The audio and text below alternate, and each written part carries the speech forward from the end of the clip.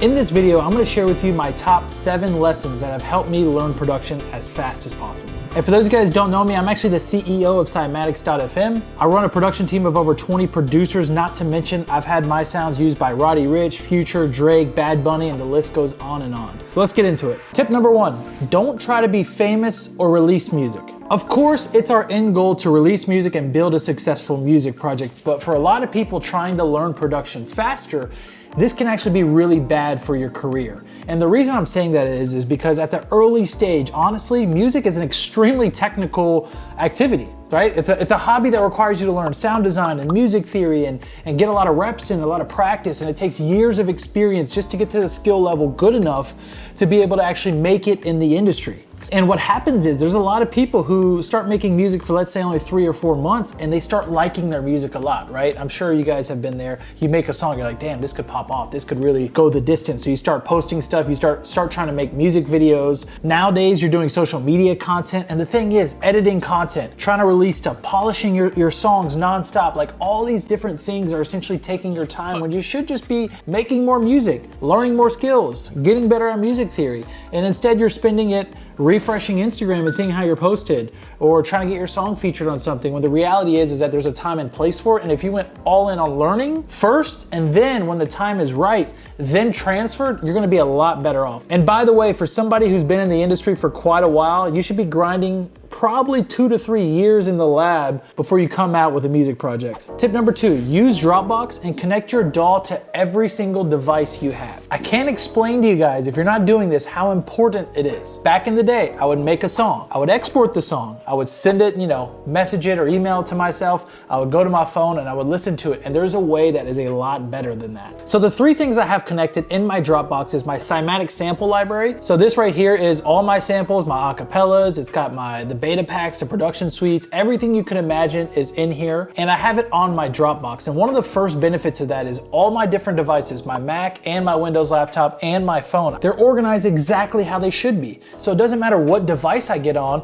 I'm setting the reference point for FL Studio to go find samples to my Dropbox folder. So then that way, no matter what device I'm on, I have the same exact samples. They're all downloaded locally, and what you want to do is not fuck with them so you don't mess with your projects anyway. The second thing I have in here is my FL Studio projects. So I put all my projects also onto the cloud, and with that being said, I have the exact same plugins and the exact same version of FL on all 3 of my computers. So it doesn't matter what device I'm on. If I'm working, let's say, on my desktop for a little bit and I want to go work on my MacBook, which I usually do when I'm not at the office, it's really easy for me to just open up a project. One important thing to note is, not only does this make making music a lot more accessible no matter where you are, you can actually get way better mixes by doing this. The reason I'm saying that is that a lot of times on my laptop, my Mac Air, I love mixing on that device because the speakers aren't as big as my Yamaha HS8s in here. And when I'm mixing on my laptop, I know it's gonna be a lot more ready for smaller devices like the phone and stuff like that. So having all of that right there and ready, I'm able to test mixes and mix like sometimes in my studio and then sometimes on my laptop. And then vice versa, if I made something on my laptop, I can bring it to the studio to make sure the low end's hitting right on bigger speakers. So there's a secondary advantage to having all your stuff on the cloud. And the third thing is just simple. It's rendering your songs straight to the cloud. So real quick, let me play this beat I have.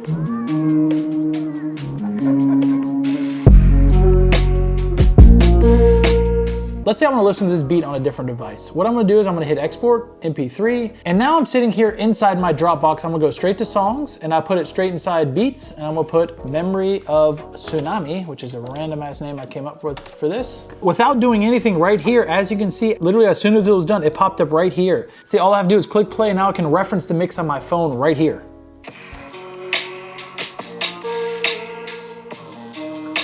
And if I wanted to make a quick change, like let's say I thought maybe the snare was too loud, all I have to do is touch up the snare a little bit, resave export. It'll ask me if I want to save over the file, and I just save over it immediately. It's back on my phone. I'm telling you guys, this is busted, because sometimes being disorganized is a big disadvantage, because I used to lose a lot of projects back in the day. I literally would make something really sick, I'd have an export, and then something would happen to the samples, I would lose the project, or I would just not be able to find the FLP because it's all over my desktop. When I invented this new little system and started organizing in a better fashion, I was able to preserve my projects, and not only that, easily be able to find all the stuff I wanted to find immediately. All right, tip number 3, make more songs, finish less.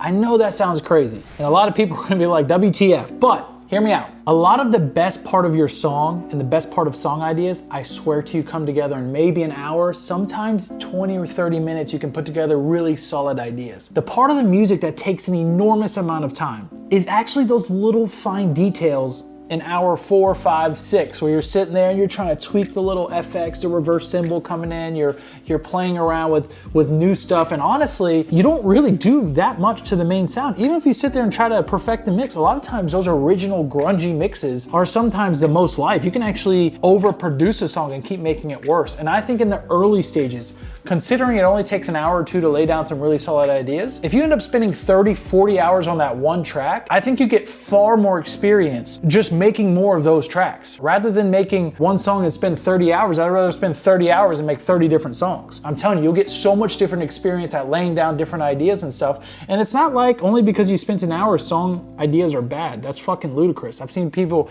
put together hits in literally minutes, because when you have that flow, you're just laying down ideas and you're doing what feels right by your gut. Sometimes you start overthinking when you start over polishing. And considering that if you're watching this video, you're trying to learn, you're trying to improve your learning, just make more fucking music. It's like these people who enter a remix contest. They spend so many hours on one song, just make more fucking songs. It's so simple. Just make 30 songs and go show them to a bunch of people, because you perfecting that one song isn't as good as you just continually rolling the dice. If I make 10 songs, the best one versus the worst one is usually dramatically different. Like, I can make a shit song and I can make a really great song, and sometimes it's kind of random, and you just need to keep rolling those dice. So when you're getting good, don't beat yourself up about polishing and finishing tracks. Just make more.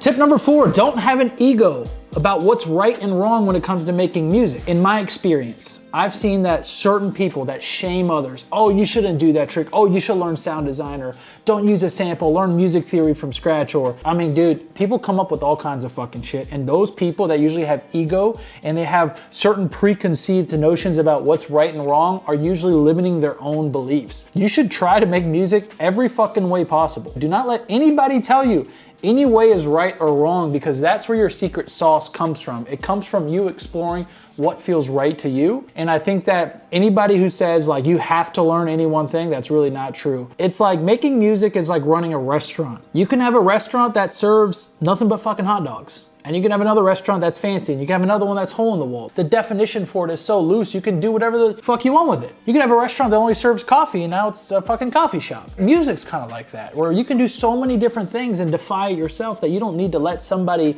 sit there and tell you some shit about how you should do it. And there's a lot of those guys out there, guys and gals, so just be careful. All right, tip number 5. This one goes greatly with the last one, which is don't feel pressure to learn something you don't want to. You don't have to be an expert at sound design. I remember when I was first getting good at production, I made this schedule. I'm like, I'm gonna practice sound design on these days and music theory on those days and all this shit. And to be honest with you, it felt like fucking homework. I mean, sometimes I love doing sound design, don't get me wrong, but it's when I wanna do it. And there's other cases where I felt pressured to learn something because I thought if I didn't know that thing, I'm gonna be not successful. When the reality was, I loved writing music. I loved playing around the DAW. I loved remixing songs. I loved just making new music. Like, I didn't need to go dive into a certain area unless I was feeling it. And you just gotta stick to what you love. If you love drawing in every hi-hat, do that on every fucking track. But if you're somebody who doesn't like to do that and you like to use hi-hat loops, just do what you love, because at the end of the day, there's a long journey. And if you're not liking it, you're not gonna go the distance you need to go. And just like I said before, there's so many different ways to define your sound, define success, that by following your own gut intuition, following what you love, you're gonna be able to develop a sound that's unique to you that you're gonna love making. Tip number 6, pay someone hourly to teach you music production. Yes, we've all heard the 10,000 hour rule, that you need to spend 10,000 hours to become a master at something. But if you spent that 10,000 hour and you're just starting production, but yet I was teaching you half the time, I'm telling you what, I'm gonna give you my 10,000 hours and then you're getting your 10,000 on top, right? Learning from somebody else is just easier. And a lot of people don't realize that it's critical. It's not just like you can or can't or whatever, like you need to make it happen. And a lot of great producers, I promise you, I work with a lot of them, they will teach you hourly for 20, 30, 40 an hour, and they'll even do it for free. Because people like teaching. They like to acknowledge their skills and show others what's up. And then whether you wanna try to take the free approach or get a part-time job, use that extra money, I promise you, you got the fucking money, so don't make an excuse. Like, just go find the money, 20 an hour, 3 hours a week, something like that, 60 bucks a week. get it in there, because what's gonna happen is that person is gonna show you the way. And make sure you find somebody whose music you actually love and whose music you wanna emulate. It's like working out, right? I'm gonna find a workout buddy or somebody train me whose body I like. It's the same thing with music. And every time I go to some of my producers, even on my team or other producers in the industry, I learn so much. And then when you go off on your own, now your time is more powerful because you've had the teacher showing you shit. So now when you go on your own training time is more effective, okay? You should always be looking for somebody who's way fucking better than you. A small little note, you wanna be the worst producer in the room. When I get in those rooms and I'm like, oh shit, this person's really good at music, that's when I get the most excited, because I shut the fuck up and I observe and I try to learn. The last tip is probably the most important. Take the decade approach to success in the music industry. It's okay to say, I'm trying to do that, like come up with a 10-year plan. A lot of people just start making music and within 3 months they're trying to start releasing music and they're trying to be famous by month 6. That's fucking crazy. You would never have somebody, they start playing basketball, 3 months later they're trying out for the NBA. You would never have somebody maybe only 2 months in graphic design applying for a senior level graphic design position. The reality is it takes a lot of time to get good. And if you take that decade approach, you'll have a much healthier route at getting amazing. You might be trying to work 12-hour days, burning yourself out, but you're like, if I'm trying to make it in a decade, I need to be consistent. I need to make sure I'm having fun with it. I need to make sure my lifestyle is in order. I need to make sure I'm, you know what I'm saying? There's all the other things that are gonna help you last, because this is really a marathon. It's not a sprint. Think about this. If I asked you right now for $100,000 in cash tomorrow, and you didn't have it, how would you get me that money? Your options are probably gonna be crazy. You're like, let me rob a bank. Let me see if I can steal some cars. You're gonna do something so dramatic because you only have 24 hours to get me the money. But if I said, hey, I need that money in 4 years, you might take a healthier approach, like, oh, let me try to get a good job. Let me try to save money. Let me try to do this. Let me do all the good shit, because now I put the goal into an appropriate timeline to be able to make the right decisions. If I said you gotta lose 10 pounds by tomorrow, you're gonna do some crazy shit like cut off your arm. That same thing goes for music production. If you take the long-term approach, you're gonna make better choices in the short term that are gonna help you sustain and actually build a successful career, guaranteed, versus some pipe dream. Anyways, I've worked with hundreds of producers over the years. I've met a lot of top level people who I've learned from, who've helped me along my way, helped me build Cymatics, help us build our spot in the industry. I'm very grateful about having the opportunity to have something like Cymatics and a big community of people. And I know what it's like being a producer in your bedroom, trying to learn production, sounding kind of crazy with your family. Like, I dropped out of school. I failed all my classes on purpose, so I couldn't go back, and I didn't know what the fuck was going on. And just through hard work and dedication, I was somehow able to build a career for myself that I'm very happy about with Cymatics. But the thing is that it took a long time. I was banging my head against the wall nonstop. So I'm just hoping, like, these tips I gave you guys, I'm serious. They really do help if you follow stuff. And if you really follow it, I think it'll help you a lot in your career. And I think that it'll hopefully just increase your chances of making it or getting really good at production, so you can just, you know, have those best chances of making a career for yourself. But anyways, I hope you enjoyed this video. If you guys have any other questions, if you drop a comment below, I will answer them personally. Make sure you like, subscribe, and hope you have an amazing day. Peace.